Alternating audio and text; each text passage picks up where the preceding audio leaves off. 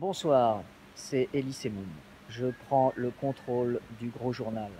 Ce soir, vous recevez Julien de Julien et Kevina, l'un des frères Rodriguez, Liliane de Monsieur Patel et Liliane, Mercedes de Mercedes et Janine. En clair, vous recevez, et vous avez bien de la chance, Franck Dubosc. Franck Dubosc est une personne que j'aime beaucoup. C'est une personne qui me fait tourner la tête. Oh!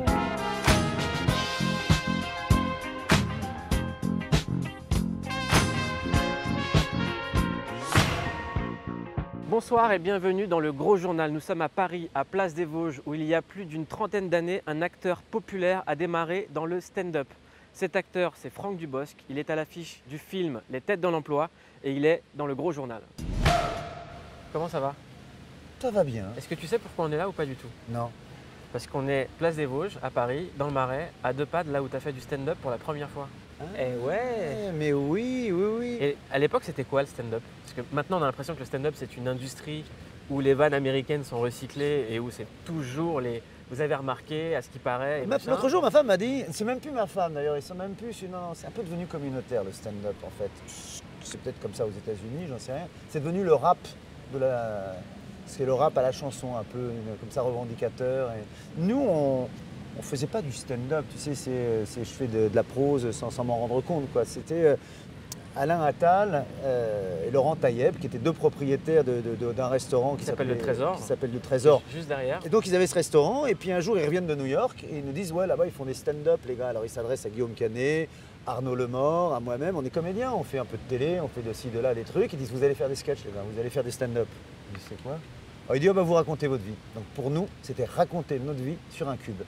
Et comme on n'avait pas grand-chose à raconter, on s'est mis à parler de nana. Le problème c'est qu'on parlait de nos nanas, mais plus on faisait des stand-up, plus on travaillait, plus on écrivait, mais on avait le temps d'avoir des nanas.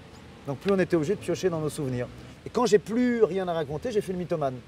J'ai commencé à inventer des histoires où je posais un Boeing, où je sauvais une fille en sautant d'une montgolfière. Je suis parti dans des délires. Voilà, c'était ça. Moi, je t'ai découvert avec les petites annonces, Ouais. avec Ellie. Et c'est le même truc qu'à Elie Semoun, c'est que derrière le personnage un peu extravagant, c'est très très noir derrière. C'est toujours très très noir. En fait, je crois que Ellie, comme moi, moi, je ne veux pas parler à sa place parce que mais je connais la vie d'Ellie aussi. Là, à l'intérieur, c'est plein de choses, c'est sombre. Et c'est sombre, et puis le seul moyen qu'on a trouvé de faire passer ça par pudeur, sans doute, c'est l'humour. C'est-à-dire que je pense qu'on n'ose pas le faire dans le drame, ou on ne nous y a pas autorisé peut-être, alors on le fait dans l'humour. Il y avait deux chemins, hein. On aurait pu très bien être des auteurs d'arc. Les personnes l'auraient su, c'est le problème, s'il y a moins de public. Et bon, on est devenus des rigolos. Là, il y a un film qui réussit le pari de faire une comédie sur le chômage. Je sais que tu as beaucoup galéré avant que ça marche, même si aujourd'hui il y a 50 millions de personnes cumulées qui ont vu tes films. Tu te considères comme quoi? Comme un nouveau riche ou comme un ex-pauvre? Non, comme un nouveau riche. Plus, ouais, je me suis embourgeoisé. Je m'en plains pas. Non, pas un ex-pauvre parce que je ne me suis jamais considéré pauvre. On roulait pas sur l'heure, mais j'avais tout ce que je voulais. J'avais, comme me disait ma mère, tu as toujours un dessert à la fin du repas et tu pars en vacances et tu as un petit cadeau à Noël. C'est pas mal. On se regarde juste un extrait des Têtes dans l'Emploi. C'est sorti hier et c'est avec Franck Dubosc. C'est plutôt une bonne nouvelle, vous n'êtes plus demandeur d'emploi. Je n'arrive pas à m'actualiser pas au téléphone, votre serveur ne fonctionne pas. Pour une actualisation, dites 3. À vous? Toi, Non, vous. Nous n'avons pas compris votre demande. toi. Vous dites toi. J'ai pas dit toi, j'ai dit toi.